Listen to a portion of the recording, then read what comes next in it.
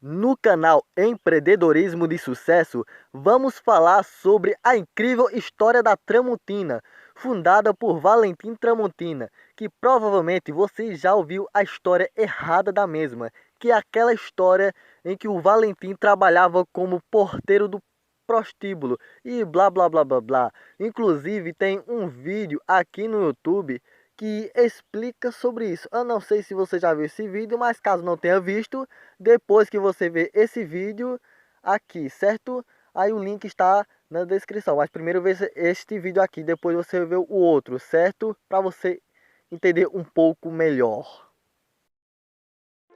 Inclusive, eu acreditei nessa história aí por um certo tempo, aí eu resolvi dar uma pesquisada melhor e descobri que essa história não é verdade.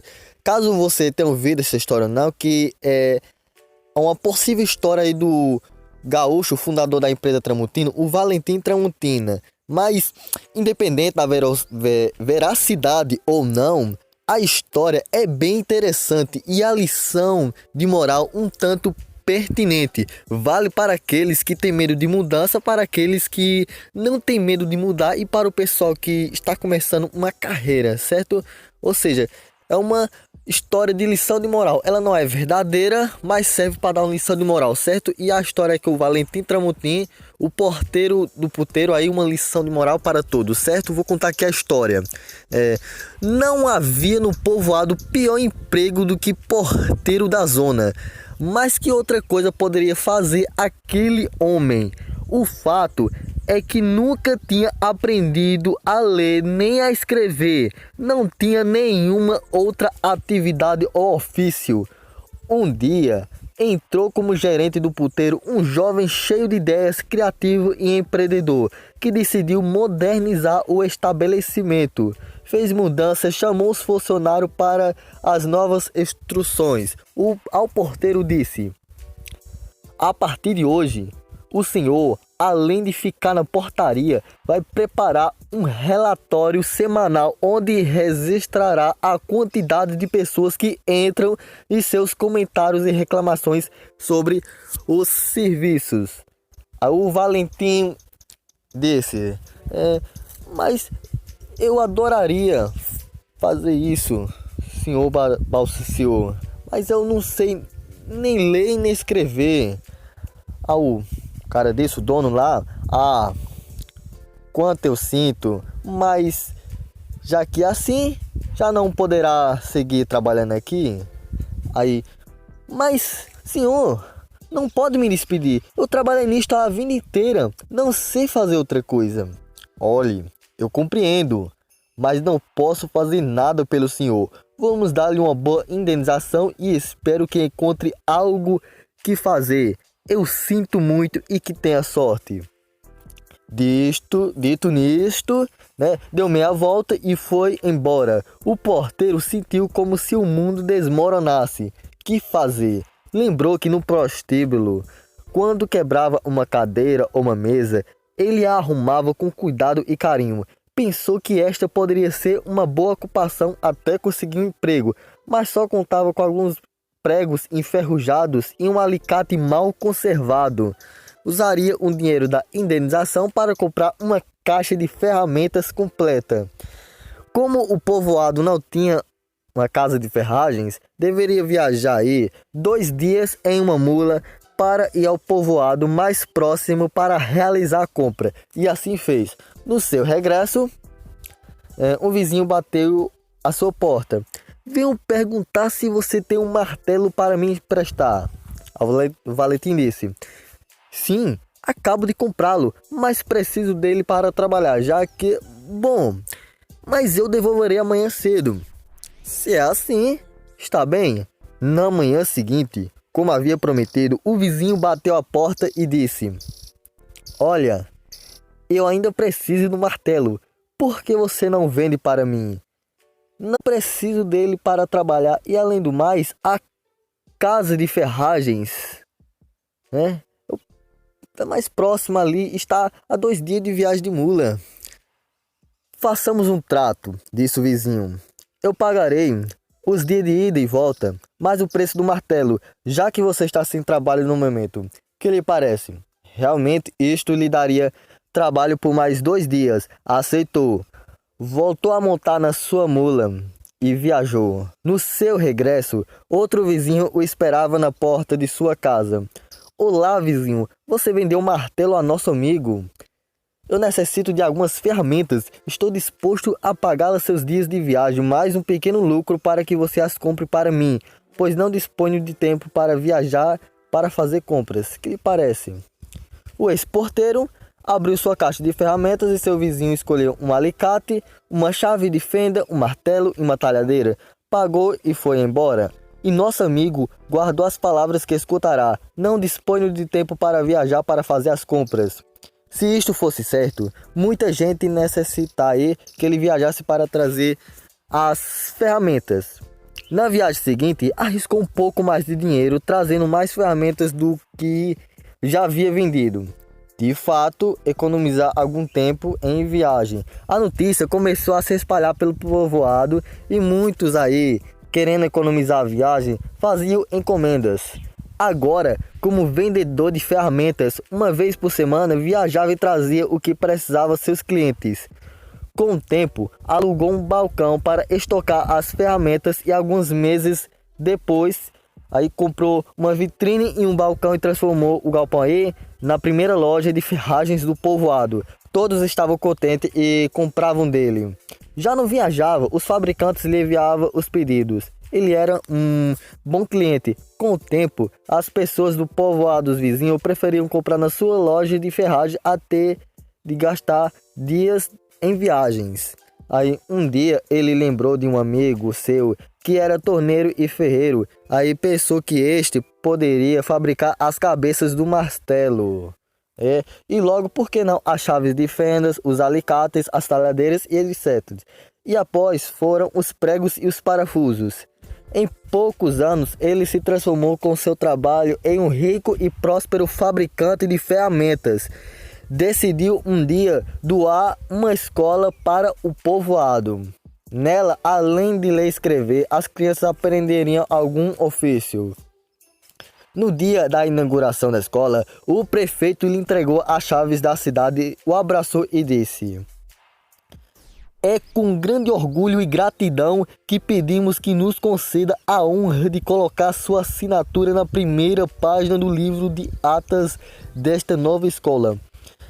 Ao Valentim disse: "A honra seria minha", disse o homem. "Seria a coisa que mais me daria prazer assinar o livro. Mas eu não sei ler nem escrever. Sou analfabeto." O prefeito disse: "O senhor..." O prefeito disse incrédulo: "O senhor construiu um império industrial sem saber ler nem escrever. Estou abismado. Eu pergunto, o que teria sido do senhor se soubesse ler e escrever?" Aí ele disse: "Isso eu posso responder", disse o homem com toda a calma. "Se eu soubesse ler e escrever, ainda seria o porteiro do puteiro." "Então, diga seu nome para que possamos escrever ao menos na ata." Aí ele disse lá: "O meu nome é Valentim Tramontina", respondeu ele. Certo? Pois, bem, essa história aí, embora ela não seja verdadeira, ela é uma história que dá uma lição de moral, certo? E geralmente as mudanças são vistas como adversidade, e as adversidades podem ser bênçãos e as crises estão cheias de oportunidades. Se alguém lhe bloquear a porta, não gaste energia com o confronto, procure as janelas. Lembre-se da lição, certo? Que toda vez que eu conto a história sempre tem essa lição aqui, certo? E a lição é: lembre-se da sabedoria da água. A água nunca discute com seus obstáculos, mas os contorna. Ou seja, que a vida seja cheia de vitórias, não importa se são grandes ou pequenas. O importante é comemorar cada uma delas. E desta vez aqui eu vou contar realmente a história verdadeira da Tramontina. E ela foi fundada na cidade de Carlos Barbosa, região serrana do Rio Grande do Sul, no dia 1º de maio de 1911, por Valentim Tramontina. E a empresa começou com uma pequena ferraria inicialmente em um terreno alugado. O Valentim era um colono artesão, filho de imigrantes italianos, e veio a Carlos Barbosa porque a ferrovia significava perspectiva de expansão. Em 1919, ano em que o fundador prestou serviço militar no tiro da guerra em 395, ele comprou um terreno de 300 quilômetros quadrado na rua Amapá, construindo um prédio de madeira para abrigar a ferraria onde trabalhavam o fundador, o seu irmão Luiz e mais 2 pessoas.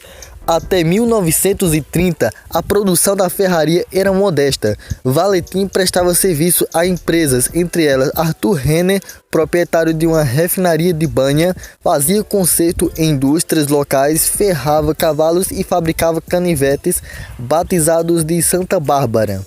Nesta época, havia 5 empregados trabalhando na ferraria e 6 trabalhando a domicílio. O aço necessário para fabricar as lâminas era obtido batendo-se molas de caminhão usadas. Recorria-se aos malhos instalados em rodas d'água existentes na região para forjar o aço. Somente em 1932 teve início a fabricação de algumas facas com cabo de chifre. Os modelos foram inspirados em facas importadas que haviam sofrido danos durante um incêndio em um armazém de um importador na cidade de Porto Alegre. Coube à ferraria Tramontina o trabalho de recuperá-las. Quando o seu fundador, no dia 29 de fevereiro de 1939, a produção da empresa era artesanal e resumia-se apenas a facas e canivetes feitos a cabo de chifre, certo? Ou seja, a empresa só cresceu depois que o seu fundador morreu, e a partir daí assumiu a ferraria a esposa dele, a dona Elisa Tramontina, que despontou como uma empreendedora nata e arrojada. Era ela própria que ia vender a produção nos mercados regionais e na capital gaúcha durante a Segunda Guerra Mundial. Caso não existisse a determinação e a coragem de Elisa, a ferraria teria sucumbido. Em 1944, a empresa comprou a sua primeira prensa excêntrica. Antes, todas as lâminas eram cortadas manualmente com o auxílio de taladeiras. Depois passaram a ser cortadas com o uso de estampos. E já no ano de 1949, pode ser considerado um marco na história da empresa. Trata-se da data em que Rui José Sacomazon, um jovem de apenas 20 anos, cursando a Faculdade de Ciências Econômicas da PUC de Porto Alegre, começou a prestar assessoria à Tramontina. Rui, com espírito de liderança, implantou planos ambiciosos, enfatizando a organização em todos os setores. Inaugurou-se uma nova etapa na empresa. O caráter artesanal cedeu lugar a uma produção manufateira. Na década de 1950, a empresa contava com 30 empregados e alguns representantes comissionados espalhados pelo Rio Grande do Sul. E nesta época, os canivetes representavam 90% do faturamento, e vem justamente da Itália a tradição de ter no bolso um canivete cuja denominação é britola. Trata-se de um canivete com formato de pequena foice utilizado principalmente na poda da parreira para cortar vime. A Tramontina sempre se destacou na fabricação deste canivete. Em 1954, organizou-se a empresa V.A. Valentim Tramontina e Companhia Ltda, sendo sócios Elisa e Ivo Tramontina, além de Rui e J. Calmazon.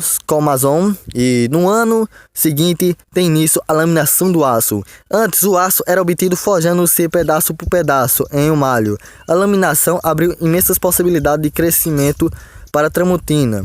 E foi justamente nesta década que foi veiculado o primeiro anúncio em jornais locais, o que marcou o início das ações de comunicação da Tramontina. E, no mês de dezembro de 1956, foi inaugurada a ampliação das instalações da empresa e, com isso, intensificou a produção de facas e ferramentas agrícolas. Pouco depois, em 1958, a empresa participou de suas primeiras feiras e exposições com o objetivo de divulgar a marca e apresentar seus produtos ao mercado. E as décadas de 1960 e 1970 foram marcadas pela instalação de empresas do grupo em Garibaldi, Farroupilha e no estado da Bahia, além no início de suas primeiras exportações e em 1966 para o Chile.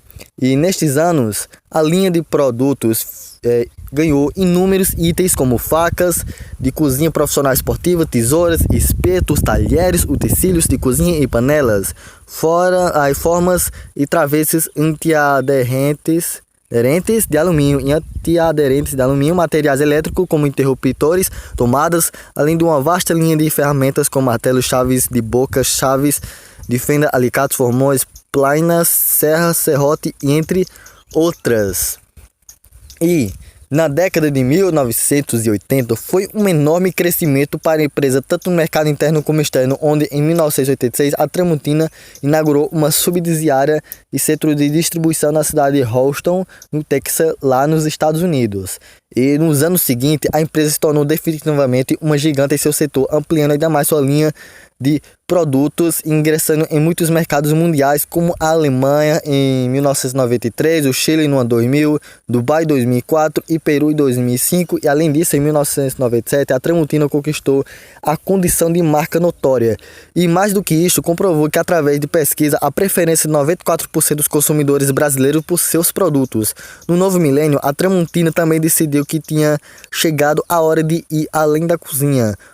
A ordem partiu de Clóvis Tramontina, neto de Valentim e o principal responsável pelas maiores mudanças da empresa nos últimos anos. A grande tacada do empresário foi aproveitar uma simples fábrica de cabos de madeira que reveste talheres para ingressar no mercado de móveis. Cadeiras e mesas com a marca Tramontina começaram a aparecer nas lojas. O mesmo aconteceu com a unidade que fazia cabos de plástico. Foi ampliada para fazer móveis para piscina e jardim. E em 2007, a Tramontina, líder nacional no segmento de panelas, talheres e ferramentas, decidiu combater os importados com apelo à brasilidade e uma política comercial mais agressiva. A empresa lançou uma coleção de panelas em aço inoxidável denominada Linha Tropical, com a bandeira do Brasil nas embalagens de 5 unidades e o preço ao consumidor padronizado de R$ 199 para todo o país, parcelado em até 10 vezes. O resultado, em 3 meses foram vendidas 435 mil unidades e, além disso, sempre inovando para levar a casa muito mais charme e qualidade, a empresa criou a linha Tramontina Design Collection, composta por produtos exclusivos com design incrível para deixar um ar requintado e moderno na cozinha. A Tramontina, que em 2011 completou 100 anos, tem acompanhado várias gerações de consumidores e construído uma relação de qualidade e respeito, sempre oferecendo produto da mais alta qualidade. Para marcar a data da Tramontina, lançou uma linha de facas especiais denominada Damascai, em edição limitada, apenas 1.000, sendo 500 de peças de lâminas e outros 8 milímetros de 500 e de 6 milímetros. E em 2013, a empresa inaugurou sua primeira loja conceito na cidade do Rio de Janeiro, batizada de Testori. A loja carioca era uma espécie de laboratório onde os produtos eram oferecidos em primeira mão aos clientes. Ao todo, eram 2.400 itens entre diferentes modelos de facas, conjunto de talheres, baixela, cooktops, forno, coifas, pias, cubas, entre outros. O objetivo não era entrar no segmento de varejo, mas fortalecer a relação com os consumidores, e para isso a loja adotou uma ambientação moderna, não parte de centro. Cada detalhe foi pensado para segurar o cliente, o que inclui um perfume desenvolvido especialmente para a loja. Em 2015, uma segunda unidade foi inaugurada em Salvador e a primeira no exterior, em Santiago, no Chile. Além disso, em 2014, a marca iniciou as operações de venda via comércio eletrônico de suas linhas de móveis de madeira, oferecendo um mix de mais de 200 produtos, entre eles mesas, cadeiras, bancos, preguiçadeiras, etc. E já em 2016, a empresa ingressou em um novo mercado ao lançar um veículo 4x4 projetado para vencer lama e areia. Um modelo Venturi 750, que parece um pequeno Jeep, atende a demanda de produtores rurais e de passeios turísticos, por exemplo. Trata-se de um concorrente para os tradicionais buguês, muito utilizado nas dunas do Nordeste. E além disso, lançou também uma linha de carros elétricos para Golf, certo? E eu vou falar aqui sobre algumas coisas aí que você não sabia sobre a Tramontina, certo? E olha só, você sabia que hoje a Tramontina fabrica mais de 18 mil itens de utilidade doméstica destinados às principais redes de varejo do Brasil e à exportação? E outra coisa também, as panelas da marca brasileira já são as terceiras mais vendidas no mercado americano dos Estados Unidos. E a empresa também, ela investe em projetos que promovem o bem-estar de seus funcionários, familiares e sociedade em geral. Pensando nisso, formou-se um grupo especial dedicado à música, o Coro Tramontina. O projeto proporciona aos seus participantes um ambiente saudável e descontraído, onde cada um de seus integrantes pode se expressar musicalmente através de um coro, trabalho em grupo. E atualmente o Coro Tramontina é formado por 22 cantores, sendo eles funcionários, ex-funcionários, familiares e amigos da empresa, certo? Se você gostou da história da Tramontina, dê um like aí bem legal, se inscreva no canal e ative as notificações. E é isso aí. Até uma próxima.